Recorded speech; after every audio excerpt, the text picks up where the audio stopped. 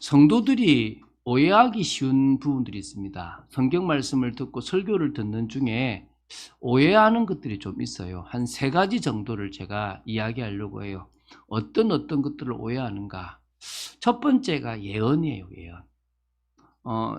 제가 이제 금요일에 아침에 우리 이제 장로님하고 말씀을 나누면서 이 예언에 대해서 오해하는 부분들을 좀 얘기했거든요. 근데 딱 금요 기도회 때 또 우리 전도사님이 또 그 부분에 대해서 또 얘기를 하더라고요. 예언이라는 게 뭐냐면 앞으로 일어날 일들을 이렇게 기록해 놔요. 어떤 일들이 일어날 거다, 어떤 일들이 일어날 거다, 이런 것들이 쭉 많아요. 그런데 그렇게 그 예언에 대한 징계의 예언, 심판의 예언, 또 회복의 예언들을 많이 기록한 것은 미래를 알려주겠다라는 개념이 아니에요. 사람들은 미래를 알고 싶어요. 자기 인생을 안전하게 살고 싶거든요. 그러다 보니까 어디 가냐면 주로 이제 무속인을 많이 찾아가요. 제가 어제도 이렇게 2분 공무원하고 이렇게 말씀 운동을 했는데 이렇게 말씀을 나눴는데 그분이 하는 얘기가 제가 혹시 집사님 무당집 많이 가보셨지만 목사님 많이 가봤죠? 그러더라고요. 그러니까 동생분한테 집사님 했더만요. 언니만큼은 아니더라도 저도 좀 갔죠? 그러더라고요. 왜 갑니까? 이유는 미래를 알고 싶어서 가죠. 내 미래가 너무 불투명하고 예상치 못한 일들이 생기는데 그것에 대해서 좀 더 명확한 어떤 답들을 가지고 싶은 거죠. 성경은 여러분에게 명확한 답이 있다를 말씀하는 게 아니에요. 이렇게 가라를 말씀하는 게 아니고 내가 말한 것을 내가 성취하고 그것이 반드시 되어지니까 너희들은 누구를 바라봐라 이 말이죠. 나를 바라보고 나를 믿으라는 거예요. 그게 예언을 주신 목적이에요. 근데 많은 사람들은 지금도요, 어떻게 하냐면 교회에 왔어도 교회 다니고 있는데도 누구를 찾아가냐면 예언의 은사 있는 사람을 찾아가서 미래를 알고 싶어요. 내 미래가 어떻게 되는지 알고 싶어 하는 거죠. 여러분의 미래는 주님 안에 있습니다. 할렐루야. 여러분의 미래는 주님이 책임지고 있습니다. 지금까지 제 인생을 책임지신 것처럼 책임질 거라 믿습니다. 그런데 제가 원하는 대로 되어진 인생은 하나도 없어요. 근데 감사한 거는 제가 원했던 인생으로 갔으면 큰일 날 뻔했더라는 거예요. 제가 원했던 인생으로 갔으면 저는 되게 고생하고 힘들었던 인생이었던 것 같은 거죠. 근데 주님이 저한테 주신 인생을 따라 제가 가니까 감사가 나오고 평안함이 넘치는 거예요. 그래서 제가 느끼는 게 신앙생활은 주님을 온전히 의지하고 바라보고 그분을 믿고 나아가는 거다. 여러분 오해하지 마시기 바랍니다. 성경의 많은 예언의 말씀을 통해서 여러분에게 오해가 사라지시고 이 하나님은 믿을만 하신 분이구나. 이 하나님은 온전히 의지할 만한 분이구나를 깨닫게 되기 바랍니다. 2번째 오해하는 게 뭐냐면 복이에요. 복. 그러니까 다 복 받고 싶은 거야. 근데 무슨 복이죠? 육신적인 복을 받고 싶은 거예요. 그래서 결국은 어디로 빠집니까? 너무 오해가 심해서 기복신앙으로 빠진 거예요. 다 기복신앙으로 빠진 거예요. 이게 되게 심각하거든요. 뭐가 복이냐면 하나님이 나와 함께 하시고 내가 하나님의 계획을 깨달아가는 게 복이 아니라 그건 상관없고 내한테 필요한 것들이 오고 자식이 잘 되고 하면 복인 거예요. 한마디로 모든 교회의 기도 제목도 뭐죠? 소원 성취가 되는 거예요. 여러분 오해하지 마십시오. 우리는 이미 복 받았습니다. 뭐가 복이죠? 하나님을 만난 게 복이에요. 그 하나님을 만나기 위해서 우리가 죄 문제가 해결된 게 복입니다. 우리가 사단의 권세에서 벗어난 게 복입니다. 우리의 인생을 믿음 가진 우리의 인생을 끝까지 책임지실 것 자체가 복이에요. 믿습니까? 오늘 이 기복신앙이 여러분에게 버려지시게 되기 바랍니다. 3번째 또 오해하기 쉬운 것들이 뭐냐면 말세예요. 말세. 말세에 일어난 일. 한마디로 말세라는 것은 정말 종말이에요. 종말. 그러니까 지금이 말세가 아니고 과거부터 그러니까 앞으로 일어날 게 말세가 아니라 사실은 저 과거부터 지금 예수님이 성령으로 우리 땅에 보내 역사하신 그 순간부터 말세가 시작됐어요. 그럼 지금은 뭐죠? 말세의 끝인 뭐죠? 종말입니다. 종말. 근데 이런 말세, 종말 이런 부분에 사람들은 자꾸 오해하고 있는 거예요. 왜죠? 왜 오해합니까? 이런 거예요. 예수님 좀 늦게 오시면 좋겠다. 나 죽고 나면 오면 좋겠다. 혹시 여러분 그런 사람 있습니까? 내 있을 동안에는 주님 재림 안 하시고 내 죽고 나면 오면 좋겠다 싶은 분 있습니까? 이 땅에서 아직 하고 싶은 게 있다든지 아니면 재림 때 당할 고난이 너무 두렵든지 뭐 이런 거 있겠죠. 그런 오해들이 있는 거예요. 언제가 주님은 와야 되는데 그게 그 초대교회에 있는 사도들은 자기들이 있을 그때 예수님이 오실 줄 알고 예루살렘도 안 떠났어요. 사도들은. 제자들은 다 흩어지는데 사도들은 예수님을 맞아야 된다고 뭐요? 안 떠났다니까요. 그 정도로 예수님이 그 당시에 오실 거라고 생각을 한 거예요. 그렇게 기다렸는데 지금 2000년이 넘었는데도 지금, 그러니까 그들이 있은 걸로 보면 아직 2000년이 안 됐죠. 그들이 기다린 시간부터 이제 그 2000년이 다 돼 가요. 아직 안 오셨어요. 언제 오실지 모릅니다. 근데 다들 자기 때는 환란이 안 왔으면 좋겠고, 또 자기 때는 좀 더 내가 세상 걸 누리고 싶으니까 안 왔으면 좋겠다는 생각이 들어요. 또 어떤 사람은 그래요. 주님 오신다는데 뭘 열심히 살 필요 뭐 있어. 비관 그냥 뭐 염세주 그냥 뭐 살다 가면 되지. 막 빚 많이 지고 아니 뭐 주님 오시면 끝난다면 빚 안 갚아도 되겠네. 이런 엉뚱한 생각들을 가지고 있는 사람들이 있는 겁니다. 주님은 뭘 원하십니까? 믿음 안에서 소망 가진 오늘을 살기 원하는 거예요. 할렐루야. 믿음 안에서 있잖아요. 내일 지구가 멸망하면 오늘 뭐 할 거냐? 한 그루의 사과나무. 그건 제가 볼 때 그냥 그 사람의 망고 희망사항이겠지만 내일 주님이 오신다면 오늘 내가 주님 앞에서 인정받을 중요한 일을 하는 것이 맞지 않겠습니까? 그게 바로 뭡니까? 믿음의 삶, 구별된 삶, 하나님을 기쁘시게 하는 삶, 언약과 통하는 삶이라고 생각됩니다. 그래서 오늘 왜 이걸 끄집어냈냐 그러면은 오늘 사실 이 종말 말세에 대한 이야기가 이 데살로니가 전서에서 나오는 거예요. 데살로니가 후서에도 나오는 거예요.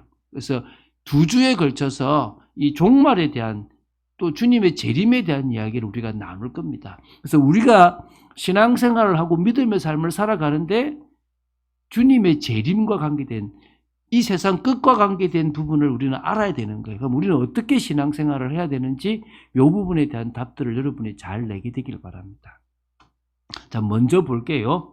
지상의 교회는요, 문제가 있을 수밖에 없습니다. 반대로 말하면 지상의 교회 중에서 문제 없는 교회는 없다는 것입니다.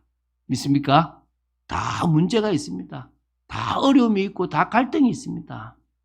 근데 이 바울이 여러 교회를 세웠지만 그 중에 참 기뻐했던 교회, 되게 믿음이 갔던 교회, 그러면서 아꼈던 교회가 데살로니가 교회예요. 그 데살로니가 교회가 왜 아꼈는지 신실함이 있었어요. 그 신실함이 바울에게서는 감사가 되고 기쁨이 되었거든요. 데살로니가 교회는요, 데살로니가 지역에 세워진 교회는 되게 이렇게 역사가 짧은 교회예요. 그러니까 신앙생활을 했던 사람들이 우리 교회처럼, 우리 교회는 사실은 그래도 이제 거의 이제 좀 있으면 10년 돼 가려고 하는데, 그쪽 교회는 그 정도도 아니고 되게 진짜 얼마 안 되는 시간 동안에 그 교회가 세워지고 확립이 됐던, 그래서 되게 영향력이 있었던 그런 교회였던 거예요. 근데 이 연조, 우리 보통 신앙의 연조라 그러죠. 내가 신앙의 연조가 얼만데, 내가 얼마나 믿었는데 이 말이에요. 오래 믿어도 사실은 신앙이 제대로 안 된 사람은 종교생활을 하는 겁니다. 그런데 짧게 믿었는데도 제대로 깨달은 사람은 그 짧은 기간 동안에 아주 깊이 있게 들어가는 거예요. 이 데살로니가 교회 성도들이 어땠냐면 그랬던 거예요. 우리 금요일에도 우리 전사님이 말씀했는데 믿음과 사랑과 소망이 아주 충만했던 교회인 거예요. 그 믿음이 있었다는 증거가 믿음으로 삶에 도전하니까 자신들의 삶에 교회의 역사가 일어난 거예요. 그렇잖아요. 그죠? 왜 내 삶에는 역사가 없느냐? 간단해요. 믿음의 도전을 안 하는 거야. 믿음의 도전을 하게 되면 뭐가 나타난다는 거죠? 역사가 나타나는 거예요. 지금 내가 손해볼 것 같아요. 지금 내가 이걸 선택하면 뭐 할 것 같아요? 큰일 날 것 같아요. 근데 하나님은 이걸 선택하라고 하는 것 같아. 나는 자신이 없어. 그러니까 뭐요? 다른 걸 선택하게 되는 거예요. 그럼 뭘 못 보는 거죠? 그 역사를 못 보는 거예요. 근데 데살로니가 교회 성도들은 뭐를 선택했다? 삶 속에서 믿음을 선택한 거예요. 삶 속에서 하나님이 기뻐하시는 걸 선택하니까 뭐가 나타났단 말이죠? 삶의 역사가 나타났다는 거예요. 여러분, 제 친구 중에 한 명이 되게 조금 이렇게 아주 이렇게 남들에 대해서 평가가 좀 박한 사람이 있어요. 좀, 뭐 그럴 수도 있지. 이런 친구가 있어요. 근데 제가, 98년도에 하나님이 제 삶에 역사하는 걸 보고 뭐랬냐면 그 친구가, 야, 니 보니까 하나님 살아계신 것 같다 이러더라고. 근데 그 해가 제가 되게 어려웠던 해거든요. 그때 저희 아내가 저한테 아주 막 달달 볶았습니다. 그 해였단 말이에요. 근데 그 정도가 아니라 모든 사람들이 다 그랬거든요. 근데 제가 그때 딱 믿음을 선택한 거예요. 그러고 나서 뭐냐? 그 믿음의 역사를 본 거예요. 딱 보고 나니까 다들 하나님이 하셨네라고 하는 거예요. 그러니까 믿음을 가지고 선택할 때 뭐가 있단 말입니까? 역사가 있다는 거예요. 제가 이 교회를 할 때도 뭡니까? 믿음을 가지고 선택하니까 뭐가 있단 말이죠? 역사가 있었다는 거예요.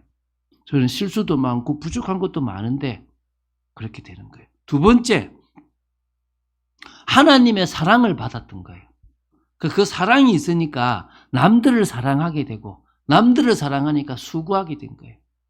이번에 제가 우리 하진수 성도님한테 이렇게 저는 케이크를 이렇게 가장 가까운 곳에 보내게 하고 우리 또 집사님, 우리 신집사님이 부탁을 좀 했어요. 이어폰 몇 개 하고 스케치북하고 크레파스가 필요하다니까 좀 보내주십시오라고 그랬거든요.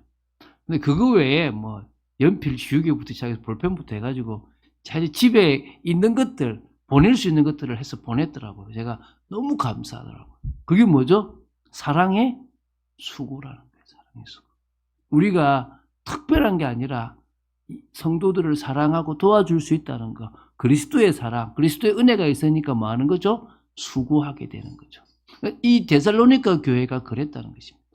세 번째, 그 지역에 환란이 있었어요. 어떤 환란이 있었냐면 사실 바울이 그곳에 3주 이상을 못 있었어요. 왜 못 있었냐 그러면 그곳의 유대인들이 저들이 지금 로마 황제 말고 다른 왕주를 섬기고 있다라고 시비를 건 거예요. 그러니까 무슨 일이 벌어지니까 그게 지금 막 고소가 되고 거기서 이제 야손이 막 보석을 주고 풀려나고 막 이런 일들이 벌어지는 거예요. 그러니까 바울과 실라가 그곳에 더 있다가는 이 양쪽에 다 문제가 생길 것 같으니까 도망을 간 거예요. 아덴으로. 그런데 있잖아요. 이 데살로니가 교회가 그렇게 환란이 있는데 뭐하냐? 인내를 하는 거예요. 뭐가 있으니까요? 소망이 있으니까. 그래, 주님 오신다 그랬잖아. 주님이 재림주로 오신다고 했으니까 이 환란을 내가 기꺼이 맞을 수 있겠지라고 하는 그 부분이 있었다는 거예요. 그래서 데살로니가전서 2장에 보면 바울이 빌립보에서부터 어떤 핍박을 받고 이곳으로 왔고 또 여기서 어떤 핍박을 받고 아덴으로 가는지 이런 과정들을 다 이 데살로니가 교회 성도들이 지켜본 거예요. 그걸 통해서 믿음이 생긴 거죠. 두 번째요. 이 교회에 그러면 꼭 나오는 단어가 있습니다. 그게 이제 지금 여러분 지금 데살로니가 제가 방금 봤던 게 1장 3절이잖아요. 그럼 또 1장 5절의 말씀도 이 교회에 늘 나오는 말씀입니다. 이게 뭐냐면 바울이 전했던 복음에 이 교회만큼은 능력이 나타났고 성령이 나타났고 큰 확신이 있었던 거예요. 이게 되게 중요해요. 무슨 얘기냐 그러면요. 제가 복음을 전하고 다들 좋아해요. 근데 좋아하는데 어디까지 거치냐 그러면 좋아하다가 어느 날 자기 돌에 부딪혀요. 여러분 자기 마음에 돌이 있잖아요. 그러니까 자기 기준하고 부딪혀서 갈등하는 거예요. 어떤 사람은 가시에 부딪혀요. 환경에 머물러서 결국은 또 넘어져요. 근데 이 교회는 어떤 교회냐 그러면 그 한계를 넘어버린 거야. 어디까지 갔단 말입니까? 능력이 임한 거예요. 성령이 임한 거예요. 저는 제가 사회 가면서 능력을 체험하고 성령을 체험한 사람을 많이 못 봤어요. 근데 이거 체험하려고 그러면요, 진짜 믿음으로 나아가야 되거든요. 근데 그러기가 쉽지가 않은 거예요. 다 자신의 현실에 걸리거든요. 근데 희한한 거는 이 데살로니가 교회가 복음을 받고 그 속에서 복음의 능력을 체험한 거예요. 그게 뭐죠? 성령의 역사인 거야. 그리고 뭘 가졌습니까? 큰 확신을 가진 거예요. 아, 이거구나. 내가 구원받았구나. 하나님의 자녀구나. 여러분, 신앙생활의 응답은 어디까지 가야 됩니까? 능력과 성령과 큰 확신까지 가야 돼요. 제가 미국에 있는 목사님 한 분하고 이제 로마서를 나누고 있는데 그분이 그러는 거예요. 하목사, 내가 어떤 청년, 참 얌전한 청년이 있는데 내가 복음을 전하고 영접을 하고 했는데 말씀을 듣다가 어느 날 목사님 저는 여기까지 하고 그만둬야 되겠습니다라고 이렇게 그만뒀다는 거죠. 그래서 제가 그랬습니다. 목사님, 우리가 사역을 하면 복음을 전하는 것도 중요하고 말씀을 전하는 것도 중요하지만 반드시 해야 될 것이 그 개인이 성령의 역사를 체험하고 그 믿음으로 도전하는 중에 하나님의 능력이 나타난 것을 보게 해야 됩니다. 그러면 나와 상관없이 신앙을 지속하게 됩니다. 할렐루야. 이게 중요한 거예요. 여러분이 꼭 이거를, 우리 교회가 하고 싶은 게 이거예요. 하나님이 나에게 역사하고 계신다. 내가 말씀을 따라 인도받고 있구나. 이런 것들이 뭐요? 느껴져야 돼요. 근데 그게 느껴진 거예요. 그 정도가 아닙니다. 이 교회가 어떤 교회냐 그러면요. 6절입니다. 환란이 되게 많은 거예요. 환란 가운데서 성령의 기쁨으로 말씀을 받아 우리와 주를 본받은 자가 된 거예요. 그러니까 환란도 되게 많았지만요. 성령의 그 기쁨으로 말미암아 말씀을 받는 중에 주님을 본받고 또 그 정도가 아니라 뭐죠? 전도자를 본받은 거예요. 여러분, 주 예수 그리스도를 본받고 부족하지만 저와 전도사님의 말씀을 본받아서 살아가는 여러분 되시기를 주 예수 그리스도임을 축원드립니다. 데살로니가 교회가 이랬다는 거예요. 그 정도가 아니라 이게 주변에 있는 믿는 자들의 본이 된 거예요. 그게 지금 요 뒤에 7절이에요. 마게도냐와 아가야에 있는 모든 믿는 자들의 본이 되었다는 거예요. 이게 되게요. 큰 지역이에요. 마게도냐만 해도 큰 지역이고 아가야가 한마디로 그리스가 아가야라고 보면 돼요. 아가야의 수도가 고린도거든요. 한마디로 그 그리스 땅이라고 보면 돼요. 거기에 뭐죠? 되게 뭐죠? 영향력이 같은 교회가 데살로니가 교회. 신앙의 역사가 짧았는데도 이런 영향력이 갔던 교회라는 거예요. 근데 이 교회가 신앙의 역사가 짧았기 때문에 오는 문제가 있었다는 거예요. 이해가 됩니까? 그걸 좀 보겠습니다. 이 교회도 역시 뭡니까? 이 핍박이 있었던 거예요. 근데 그 핍박이 어떤 핍박이냐면 바울은 동족으로부터 뭡니까? 이 핍박을 받았어요. 근데 그것처럼 유대인, 데살로니가 성도들도 자신의 동족, 그 데살로니가 인들로부터 고난을 받았어요. 이런 문제가 있었어요. 그 당시에 그 민족들로 너희들이 이상하게, 너희들은 지금 엉뚱한 거 하고 있어라고 하면서 핍박을 받고 있었다는 거예요. 그래서 너무 핍박이 심하니까 바울이 누구를 보내냐면 디모데를 거기다가 보낸 거예요. 왜냐하면 바울과 실라는 이름이 나 있으니까 얼굴을 아니까 이름 모르는 사람을 보낸 게 아니라 내가 디모데인 것 같아요. 디모데가 가서 그들을 세우고 오니까 바울 선생님 그들이 잘 견디고 있습니다 라고 했던 거예요. 그러면서 이제 얘기한 거예요. 그래도 지금 몇 가지 오해를 하고 있습니다. 몇 가지 오해가 있는데 이게 뭐냐면 이런 거예요. 주님이 오실 때 재림주로 오시면 우리가 그때 주님을 보게 된다 이랬는데 핍박을 받다가 몇 명이 죽어버린 거예요. 그러면 저 사람들은 주님 못 보나? 그러면 핍박받아 죽으면 그 실패인 건가? 막 이런, 그러니까 신앙의 역사가 짧고 기초가 다져지지 않으니까 이런 개념이 없었던 거예요. 그런 문제가 먼저 있었던 거예요. 또 뭐가 있냐면 또 주님의 오시는 그 때 있잖아요. 주님이 오시는 재림이 언제 오냐, 어떻게 오냐 이런 부분에서 자꾸 주님이 오신다는데 이렇게 오시지 않겠냐라고 하면서 오해가 있었던 거예요. 그러니까 다시 말하면 주님의 재림을 핍박이 있으니까 너무 갈망하다가 자꾸 한쪽으로 이상한 곳으로 치우쳐 갔던 거예요. 그래서 이제 먼저 데살로니가 교회의 권면을 몇 가지 합니다. 이 지금 세 번째예요. 지금 벌써 안 넘어가는데 지금 두 번째 좀 넘어가고 세 번째인데 데살로니가 교회 문제가 두 번째고요. 세 번째가 이제 뭐냐면 이제 권면인데요. 사실은 바울이 유모처럼 그 데살로니가 교회 성도들을 책임졌거든요. 그러면서 이제 이렇게 권면합니다. 첫 번째 권면했던 게 뭐냐면 거룩함과 성적 순결에 힘쓰라. 이게 지금 이게 4장의 앞부분에 나와요. 이 4장의 내용이거든요. 권면이 주로 나오는 부분이 4장이에요. 이제 이게 무슨 말이냐면 그 시대가 핍박의 시대고 또 타락의 시대니까 너희들은 그 사람들과 구별됨을 삶을 살고 또 너무 쉽게 여러분 이게 우리 장로님이 저한테 물었는데 구약 시대에 우상 숭배가 음행이라고 하는 부분에 대해서 마음이 빼앗겨서 음행입니까? 라고 얘기하길래 그 부분도 있습니다. 그런데 구약 시대부터 지금 고린도나 이런 데 보면 그리스에 있는 신들의 특징이 뭐냐 그러면 음행과 같이 가는 거예요. 그러니까 바알이 마치 관음증 그런 사람인 거예요. 뭐냐면 이렇게 성관계를 가지고 있는 모습을 보면서 흥분해가지고 비를 내려준다는 거예요. 그러니까 어떤 일 뭐냐면 가나안 땅에 있는 그런 신전에서는 주로 어떤 일이 벌어지냐면 남사제들이 여사제들하고 섹스를 하는 거예요. 말 그대로. 그러면서 이제 뭐가 되냐면 그 모습을 보고 바알 신이 비를 내려준다 이렇게 믿는 거예요. 근데 그게 똑같이 어디서면 이 제우스, 아데미 같은 이런 이 그리스 신화에 있는 신전에도 똑같이 그런 음행들이 그냥 비일비재하게 좀 있었다는 거예요. 그래서 꼭 우상숭배가 뭐로 가는 겁니까?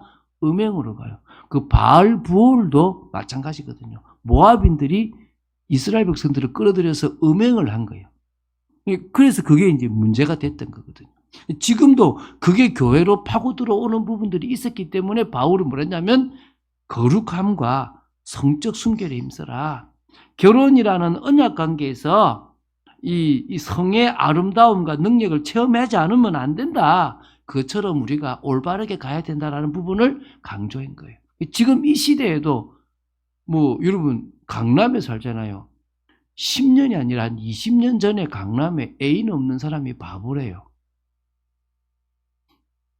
강남에 주로 저기 사는 사람들 중에 애인 없는 사람, 처녀 총각이 애인 없는 거는 당연한 있고 없고 그게 아니라 결혼한 사람들이 애인이 없으면 그건 바보라고 할 정도의 곳이 이 타락한 곳이런 거예요.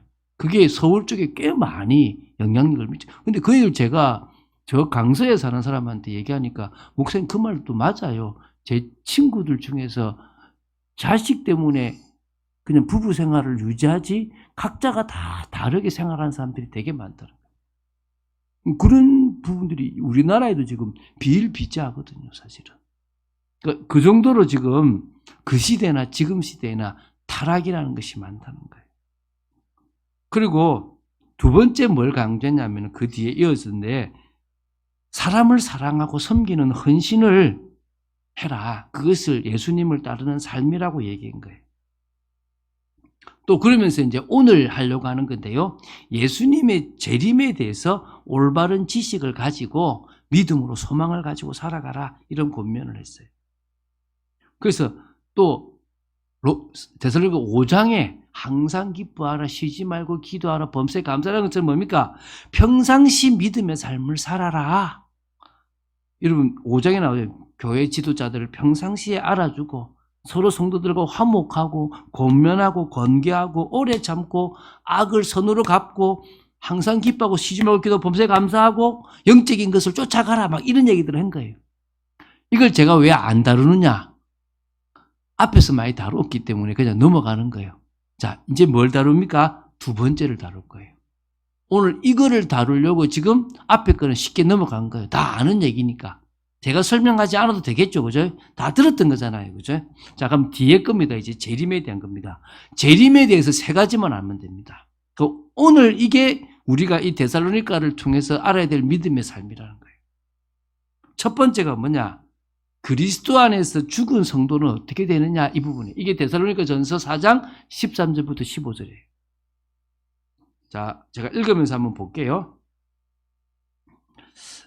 형제들아, 자는 자들에 관하여는 너희가 알지 못함을 우리가 원하지 않는다. 뭐며? 알기 원한다. 왜냐? 이는 소망 없는 다른 이와 같이 슬퍼하지 않게 하려 함이라. 여러분, 그리스도 안에서 죽은 자와 예수 믿지 않고 죽은 자는 차이가 엄청납니다. 믿습니까? 계시록에도 그리스도 안에서 죽은 자는 복이 있다 그랬습니다. 여러분, 우리가 그리스도 안에서 죽었다면요, 우리는 구원받았습니다. 우리의 끝이 보장되어 있습니다. 왜? 우리는 죄사함을 받았기 때문입니다. 이건 명심하세요. 교회 다녀서 죽은 사람 중에는 복 있는 사람이 있고 아닌 사람이 있습니다. 알겠죠? 교회 다니는 사람 중에는 예수님을 믿는 사람이 있고 예수님을 잘못 믿는 사람이 있고 예수님을 안 믿는 사람이 있습니다. 내가 예수님을 믿는 사람이라고 하는 것은 잘 믿는 사람을, 제대로 믿는 사람을 말하고요. 잘못 믿는 사람이라는 것은 자기식으로 자기 인생에 필요한 복 주는 사람으로 믿는 잘못된 믿음도 구원 얻을 수 없을 수 있습니다. 안 믿는 사람은 당연히 없습니다. 제대로 믿는 사람은 뭐요? 당연히 복입니다. 왜죠? 소망이 있으니까. 할렐루야. 오늘 여러분은 자꾸 제대로 믿으시면 됩니다. 이제 14절입니다. 자, 우리가 예수께서 죽으셨다가 다시 살아나심을 믿을지인데 이와 같이 예수 안에서 자는 자들도 하나님이 그와 함께 데리고 오시리라. 예수님이 죽었다가 살아난 것처럼 죽은 자들도 진짜 부활을 체험할 거다. 할렐루야. 우리는 만약에 지금 오늘 주님이 오신다면 우리는 부활을 체험하지는 않아요. 죽었다가 살아나는 건 아니죠. 그죠? 물론 영적으로 부활은 체험할지 모르겠지만 육신적으로는 죽었다가 태어나지 않잖아요. 근데 예수님은 죽었다가 다시 살아나셨어요. 죽은 성도들도 죽었다가 다시 뭡니까? 살아나는 거예요. 그렇게 데리고 오신다는 거예요. 그러니까 이걸 알면 돼요. 그래서 여러분, 예수 믿고 죽는 것도 복입니다. 다릅니다. 여러분, 죽는 모습 안 봤죠? 저는 말씀드린 염도해봤지 않습니까? 염도해봤거든요. 죽은 시체를 만져봤단 말이에요. 정말 떨리거든요. 근데 달라요. 색깔도 다르고 얼굴도 달라요. 여러분, 때깔나게 죽으시길 바랍니다. 제대로 죽으시기 바랍니다. 그럴 수 있을 만큼 믿음 가지시면 돼요. 자, 이제 세 번째 15절입니다. 우리가 주의 말씀으로 너희에게 이것을 말하노니 주께서 강림하실 때까지 우리 살아남아 있는 자들도 자는 자보다 결코 앞서지 못하리라. 뭐란 말입니까? 죽음을 보지 못한 성도보다 죽은 성도가 먼저 주님의 재림 강림 때 들려 올라간다. 뭐죠? 휴거된다 이 말이에요. 오늘 휴거란 단어가 처음 나와요. 이제 휴거라는 단어를 오늘 볼 건데요. 자, 두 번째입니다. 주님 재림 때 성도들의 모습이 뭐냐? 이게 4장 16절부터 안 고쳤네요. 16절부터 이렇게 지금 18절입니다. 좀 잘못됐는데요. 휴거가 된다는 거예요. 자, 이게 무슨 말이냐? 먼저요. 이게 지금 제가 16절 읽어볼게요. 주께서 호령과 천사장의 소리와 하나님의 나팔 소리로 치니 하늘로부터 강림하시리니. 그러면 주께서 강림하시는데 강림하실 때 뭐가 있습니까? 호령이 있대요. 명령, 신호가 있대요. 그리고 뭡니까? 천사장이 소리를 낸대요. 그리고 하나님의 나팔 소리가 난대요. 그래서 여러분, 나팔절이 뭐하고 같단 말입니까? 재림절과 같은 거예요. 주님의 재림인 거예요. 그래서 여러분, 우리가 나팔절을 지키는 게 주님의 재림을 의미한다는 거예요. 재림이죠. 그때 이제 주님이 하늘로부터 강림을 하시는데 이게 이제 주님이 이제 보여주는 거예요. 다 만인이 보게 되는 거예요. 그래서 누가 그러잖아요. 그러니까 요새 유튜브가 발달해가지고 아마 한쪽에서 찍은 거를 전 세계 다 볼 거다라고 얘기하잖아요. 그럴 수도 있겠죠. 그러니까 특별한 현상을 보게 되겠죠. 그러니까 주님이 소리 소문 없이 왔다. 성령으로 왔다. 이게 다 거짓말입니다. 주님의 재림은 뭐요? 가시적으로 보이게끔 오시게 돼 있다는 거예요. 자, 그때 이제 나오죠. 자, 보면 그리스도 안에서 죽은 자들이 먼저 일어나고 17절에 그 후에 우리 살아남은 자들도 그들과 함께 구름으로 끌어올려. 이게 휴거예요. 구름으로 끌어올린다. 휴거예요. 공중에서 주를 영접하게 하시리니 그리하여 우리가 항상 주와 함께 있으리라. 믿습니까? 여러분, 죽은 자들이 부활의 몸을 입고 먼저 끌어올려지고 그 다음에 살아있는 우리가 뭡니까? 바로 새 몸을 입고 끌어올려지는 거예요. 그래서 항상 주와 함께 뭡니까? 있게 됩니다. 이 환난의 때에 이런 일이기 때문에 서로 마음이 위로하라라고 말씀하시는 거예요. 이해가 되시죠? 조금 이제 요걸 믿으세요. 그래서 다른 사람들이 뭐라고 얘기하든지 간에 올바른 말세 종말에 대한 것을 가지고 있는 게 필요해요. 그거를 가질 필요가 있거든요. 자, 이제 세 번째입니다. 때와 시기에 관한 가르침입니다. 이거죠. 이게 데살로니가전서 5장 1절부터 11절입니다. 원칙은 이런 겁니다. 원칙. 어떤 원칙이냐면 2절입니다. 주의 날이 밤에 도둑같이 이르게 된다는 게 원칙이에요. 어떠냐? 평안하다, 안전하다 할 그때에 나오죠, 그죠? 평안하다, 안전하다, 이게 3절인데요. 그때에 임신하는 여자에게 해산의 고통이 이름과 같이 멸망이 갑자기 그들에게 이르리니 결코 피하지 못하리라. 대부분의 사람들이 불신자고 어둠에 있는 사람들이기 때문에 그 사람들에게는 도둑이 집에 임하는 것처럼 갑자기 임해버린다는 거예요. 이해가 되시죠? 이게 원칙적인 거예요. 근데 자 4절입니다. 형제들아, 너희는 어둠에 있지 아니하며 그날이 도둑같이 너희에게 임하지 못하리니. 우리는 뭡니까? 징조를 통해서 안다는 거예요. 여러분, 그런 여러분 되시기 바랍니다. 종말 때 깨어있는 여러분 되시고 징조를 보시면서 지금 때가 가까웠기 때문에 먹고 사는데 신경 쓸 때가 아니고 집중해야 될 때구나 알아야 되는 거예요. 근데 이게 또 너무 지나쳐가지고 이제 데살로니가 후서 가면요. 그냥 야 일하지 마. 주님 오신다는데 뭘 일을 해. 이러면서 극단적으로 가버리는 거예요. 그럼 가면 안 되는 겁니다. 그렇죠? 그래서 자, 또 나오죠. 5절에 너희가 다 빛의 아들이요 낮의 아들이라.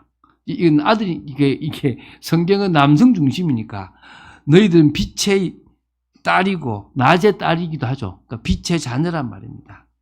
우리가 밤이나 어둠에 속하지 아니하나니 그러므로 우리는 다른 일과 같이 자지 말고 오직 깨어 정신을 차릴지라. 자는 자들은 밤에 자고 취하는 자들은 밤에 취하되 우리는 낮에 속하였으니 은혜 있대 말이죠. 정신을 차리고 믿음과 사랑의 호심경을 붙이고 구원의 소망의 투구를 쓰자. 하나님이 우리를 세우심은 노하심에 이르게 하심이 아니요 오직 우리 주 예수 그리스도로 말미암아 구원을 받게 하려 하심이라. 예수께서 우리를 위하여 죽으사 우리로 하여금 깨어 있든지 자든지 자기와 함께 살게 하려 하셨느니라. 그러므로 피차 권면하고 서로 덕을 세우기를 너희가 하는 것 같이 하라. 할렐루야. 제가 읽었으니까 굳이 설명 안 해도 되겠죠. 우리는 낮에 있어요. 은혜 속에 있고 하나님의 빛 속에 있단 말입니다. 그렇기 때문에 뭐요? 깨어 있어야 돼요. 그리고 뭡니까? 하나님의 전신갑주로 무장하라 이겁니다. 불신자처럼 살지 말라는 겁니다. 그리고 피차 권면하고 서로 덕을 세우라는 겁니다. 오늘 우리가 왜 믿음의 삶을 살아가느냐? 이제 진짜 말세의 지말이기 때문에 끝을 바라봅니다. 여러분, 예루살렘을 기점으로요, 동쪽으로 5천, 서쪽으로 5천, 북쪽으로 3천, 그 다음에 남쪽으로 3천을 쫙 돌리면 거기가 모슬렘존이에요. 모슬렘존. 다시 얘기할게요. 예루살렘, 이스라엘 기점으로 5천, 5천, 3천, 3천을 쫙 돌리면 거기가 뭐라고요? 모슬렘존이에요. 모슬렘존. 지금 거기가 복음을 받아야 돼요. 여러분, 복음은 서진을 했어요. 예루살렘에서 복음은 자꾸 서쪽으로 갔어요. 서쪽으로 가서 미국을 갔고, 그러니까 유럽을 지나서 미국으로 갔고, 미국에 있는 복음이 한국으로 가고 지금 중국으로 가고 지금 쭉 있는 거예요. 그럼 이게 어디로 간단 말이에요? 서쪽으로 가면 이제 모슬렘이 있는 다시 예루살렘으로 가는 거예요. 그래서 복음은 서진 운동을 계속 해온 거예요. 이 끝을 향해 달려가고 있는 거예요. 이 시기를 여러분이 보고 그럼 갑자기 여러분 지금부터 낼 수 있는 빚을 다 내시고 그래서 헌금을 하십시오. 이러면 뭐가 되는 겁니까? 극단적 종말론자들이 되는 겁니다. 뭐합니까? 가장 정상적으로 가장 우리에게 주어진 시간을 잘 보내는 게 뭐란 말입니까? 우리가 지금 이 종말론을 살아가는 겁니다. 자, 이제 결론 맺겠습니다. 그러니까 믿음이 어떠냐? 단순하고 쉬워요. 그럼 믿으면 돼요. 근데 사실 복잡하고 어려운 게 믿음이에요. 왜 단순하고 쉽냐? 오직 예수를 주로 인정하고 그분을 의지하면 돼요. 근데 이게 삶의 영역으로 오면 어떤 게 믿음인지 잘 모를 때가 있다는 거예요. 이해가 되십니까? 그때는 진짜 고민을 하고 성령의 인도를 받아야 믿음이 있는 게 표가 나는 거예요. 나도 내 믿음을 잘 몰라, 사실은. 그래서 여러분 정말 단순하고 쉽게 오직 그분을 믿지만 내 속에 복잡한 나 자신을 발견하면서 제대로 된 믿음으로 가는 여러분 되시길 바랍니다. 그런 축복을 누리는 여러분 되시기를 주 예수 그리스도 이름으로 축원드립니다. 주는 그리스도시요 살아계신 하나님의 아들이심을 고백합니다. 말씀 따라가는 축복 속에 있도록 저희들을 지켜 주시옵소서. 감사드립니다. 주 예수 그리스도 이름으로 기도드립니다. 아멘.